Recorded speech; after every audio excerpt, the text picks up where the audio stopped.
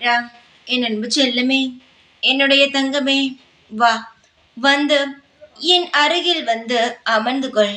உன் வாழ்வில் என்னெல்லாம் நடந்ததோ, என்னெல்லாம் உனக்கு கஷ்டத்தை ஏற்படுத்தியதோ, அது அனைத்தையும் என்னிடம் ஒன்று விடாமல் சொல்.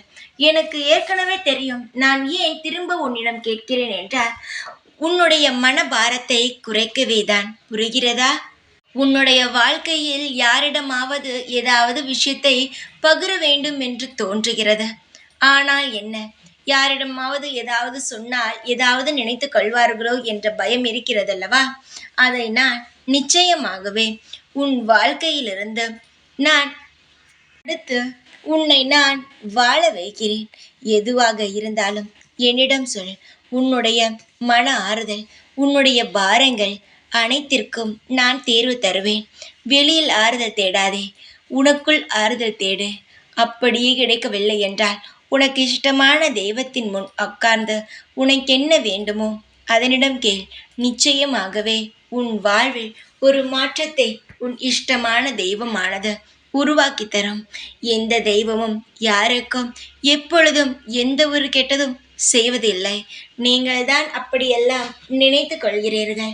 உங்கள் வாழ்வில் பெரிதொரு மாற்றம் வரும். இன்பங்கள் பல, புன்னகையை தரக்கூடிய நல்ல நல்ல நிகழ்வுகள் அனைத்தும் உன் வாழ்வில் கிடைக்கும். அதனால் இனி எதையும் நினைத்து நீ கவலைப்படக்கூடாது. சந்தோஷமாக இருக்க வேண்டும். உன்னை நான் சந்தோஷமாக வாழ வைப்பேன்.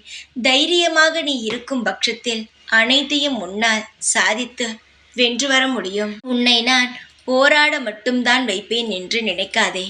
உன்னை நான் சாதிக்கவும் வைப்பேன். கண் கலங்கி புரோஜனம் அல்ல.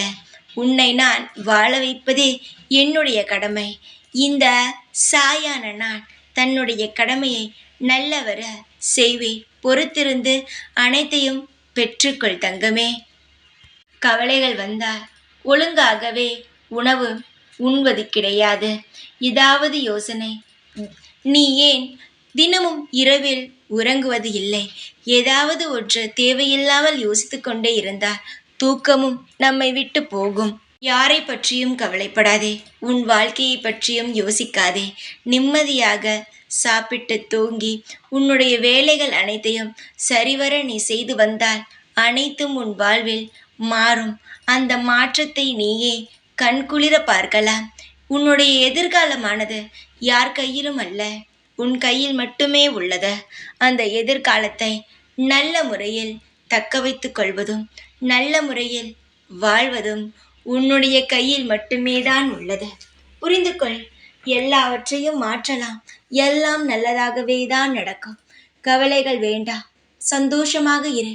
எப்பொழுதும் எந்நாளும் நான் உன்னுடன் இருப்பேன். ஓம் சாய்ராம்.